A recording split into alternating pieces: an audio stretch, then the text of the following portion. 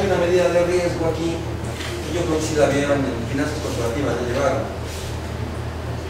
Sí, claro. A ver, ¿qué medida de riesgo vieron ahí? De riesgo accionario.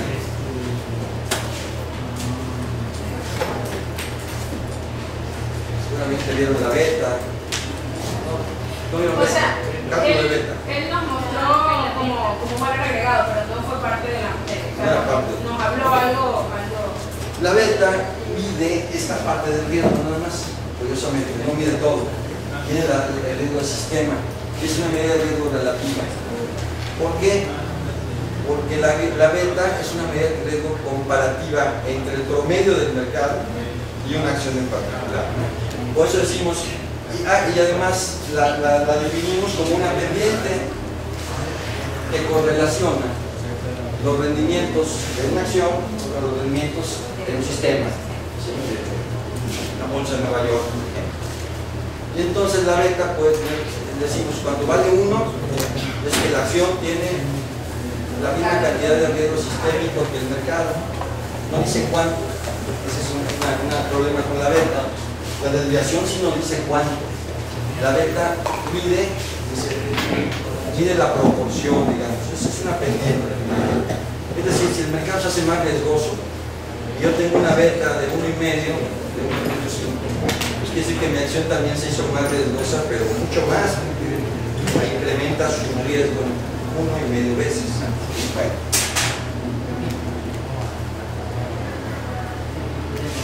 Definición de volatilidad. Entendemos la volatilidad como una medida de riesgo que se deriva de los cambios de rentabilidad de los activos financieros, las variaciones en los precios.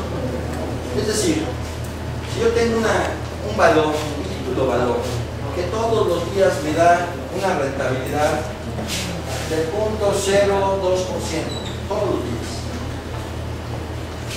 Todos los días va a aumentar su precio, ¿sí? 0.02%. Este valor tiene cero volatilidad, porque la rentabilidad es pareja. ¿Sí?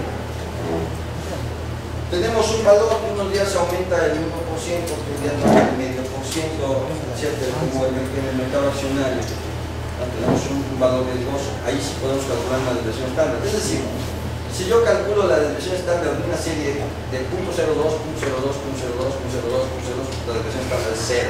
Promedio es 0.02, la desviación es 0, no hay desviación.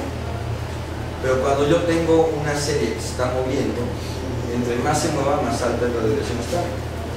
Bueno, entonces, deriva de los cambios de rentabilidad de los activos financieros, variaciones en los precios. Debido a su sensibilidad a variables de índole política, económica, políticas económicas, gubernamentales, materias fiscales, entre otras, parece que la volatilidad mide el riesgo total. La estructura del mercado nos presenta precios de los activos financieros como un proceso que va evolucionando a lo largo del tiempo. O sea, sería muy raro ver 0.02, 0.02 parejito en un mercado accionario. Entonces, la rentabilidad derivada de esos cambios tiene una estructura temporal asociada a los cambios en los precios, es decir, la volatilidad no es una constante, está variando con el tiempo. Aunque algunos modelos que vamos a ver consideran la consideran como si fuera constante. Es adecuado considerar la volatilidad como una serie temporal y no como un único parámetro que se mantiene fijo a lo largo del tiempo. Podemos entonces definir inicialmente volatilidad como una medida de la intensidad de los cambios aleatorios o impredecibles en la rentabilidad o en el precio de un valor de un activo financiero. Gráficamente lo asociamos con la amplitud de las fluctuaciones del rendimiento en torno a su valor promedio.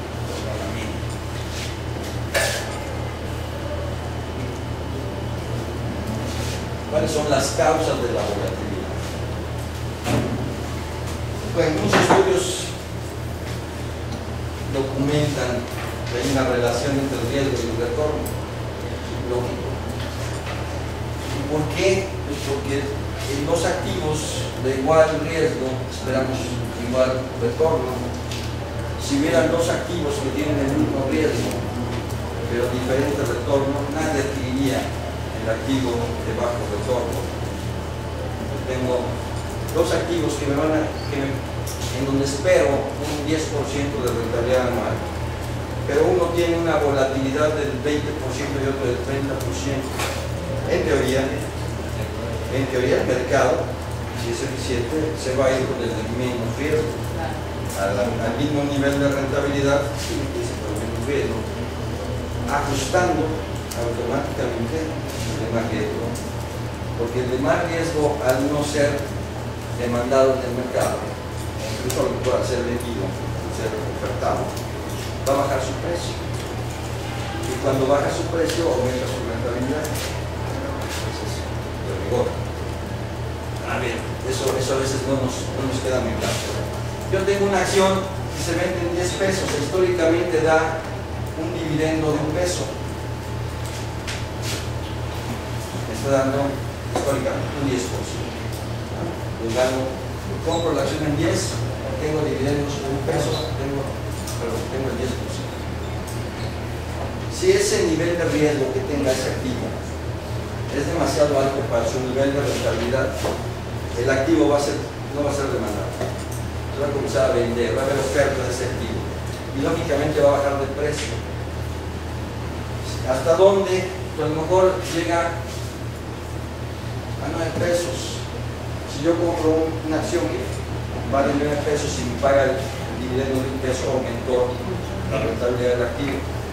Por lo tanto, va a llegar un momento en que la rentabilidad de este activo iguale a su riesgo, o sea, que tenga el riesgo requerido para ese nivel de rentabilidad, o mejor dicho, que tenga la rentabilidad requerida para el nivel de riesgo. Entonces, los activos supuestamente se van a ir ajustando a su nivel de riesgo para cumplir con esto, con la relación entre el riesgo y el retorno esperado.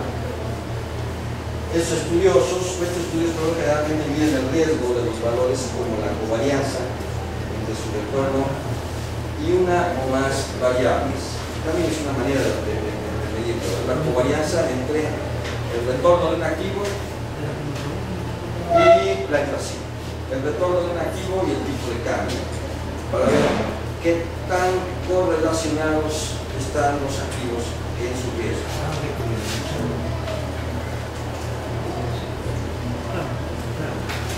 Bueno, hay causas entonces microeconómicas y macroeconómicas que explican el cambio del retorno esperado, el cambio de la rentabilidad de un activo financiero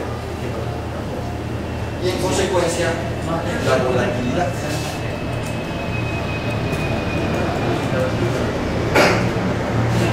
¿Cuáles son causas de la volatilidad a nivel microeconómico? Bueno, tenemos el efecto leverage, o sea, el efecto de apalancamiento. ¿Sí? Precisamente fue Black en 76 quien lo mostró. Y él llegó a esta conclusión: cuando el precio de las acciones declina, el precio baja, el cambio del valor del patrimonio es mucho mayor al cambio del valor del mercado, de la deuda,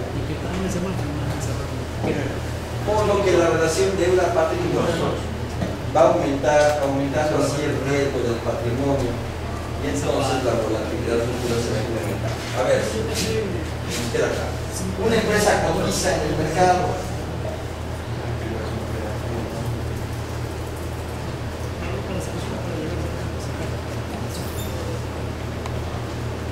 Tiene sus acciones cotizando en el mercado. ¿Qué pasa cuando en esta acción, bueno, en esta empresa, sus acciones bajan de valor por la situación que sea información, un trimestre muy malo, los estados financieros, el desempeño de la empresa no fue bueno, y entonces sus acciones son ofertadas, la gente quiere, los inversores quieren deshacerse de ellas. El precio de las acciones va a bajar, ¿sí? Y esto va a hacer que el riesgo que se observa sea superior. ¿Qué va a pasar con la deuda?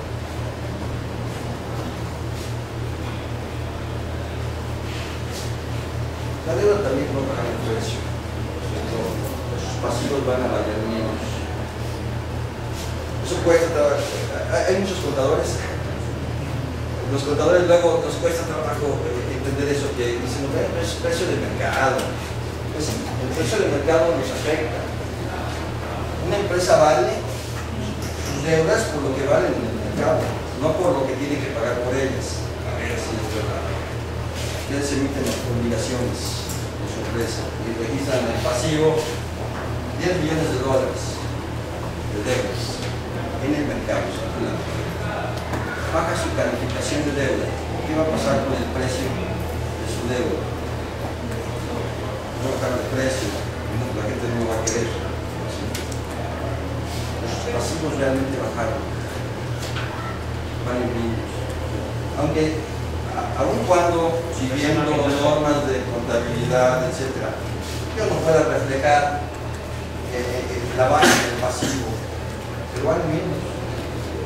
Si yo fuera muy listo y estuviera manipulando la información, lo hago que baje el precio de mis pasivos y los recompro. Y entonces cada bono que yo coloqué en $1000, hoy por la situación de la empresa vale 900. Lo podemos recomprar, ¿no? Cancelar esa deuda. Fíjense que buen negocio, coloqué deuda en 1000 y la cancelo en 900. Eso está prohibido, lógicamente. Pero en la práctica, está prohibido manipular el mercado, no recomprar la deuda. En la práctica mis pasivos bajaron de precio. Entonces cuando hay un movimiento en el mercado accionario, también hay un movimiento en el mercado de deuda. El problema es este, que por efecto del apalancamiento, ¿sí?, la baja en el precio de las acciones es mayor que la baja en el precio del pasivo. Se da ese efecto leverage. ¿Sí? La relación deuda-patrimonio va a aumentar, aumenta el porcentaje que yo tengo de pasivos a capital, y eso, bueno, pues, incrementa el riesgo del negocio. Otra causa de volatilidad son los mercados eficientes. Hay en finanzas la teoría de la eficiencia del mercado. ¿Qué dice la eficiencia del mercado? Entre otras cosas, que cualquier transacción en el mercado, si es eficiente, tiene un valor actualmente de 0. Pero luego dice, para que el mercado sea eficiente, el mercado debe reflejar de manera instantánea cualquier información relevante para los precios. Samuelson en el 65 determinó que los cambios en los precios son aleatorios. Ustedes recuerdan, llevan el Samuelson en economía. ¿Se acuerdan del camino aleatorio? Está el gráfico de precios de la bolsa de Nueva York. Pues subidas y bajadas que no siguen ningún orden. Es un camino aleatorio. Él hablaba del camino del borracho, ¿verdad? Con tendencias claras, eso sí. O sea, nosotros podríamos graficar una gráfica de precios y ¿qué va a pasar mañana? Para arriba o para abajo, quién sabe, es un camino aleatorio. La tendencia sí la podemos manejar al alza, en largo plazo. Pero bueno, Samuelson dijo, son cambios en los precios son aleatorios y no son predecibles. En la medida que incorporan las expectativas e información de todos los participantes del mercado. Es eficiente el mercado y los precios reflejan plenamente la información disponible. Esa es una de las reglas de eficiencia del mercado. La información se refleja instantáneamente en el precio. Cuando más eficiente es el mercado, entonces mayor será la volatilidad. Eso es lo que demuestra Samuelson. Porque cualquier información relevante para una empresa debe mover el precio. Hacia arriba o hacia abajo puede mover el precio de sus acciones. Entonces él dice, mercados eficientes, entre más eficiente es un mercado, mayor la volatilidad de precios. Curiosamente, no podríamos pensar lo contrario, entre más eficiente es un mercado, transparencia, los precios deben ser más estables. Entre más eficiente es un mercado, la volatilidad se debe de incrementar.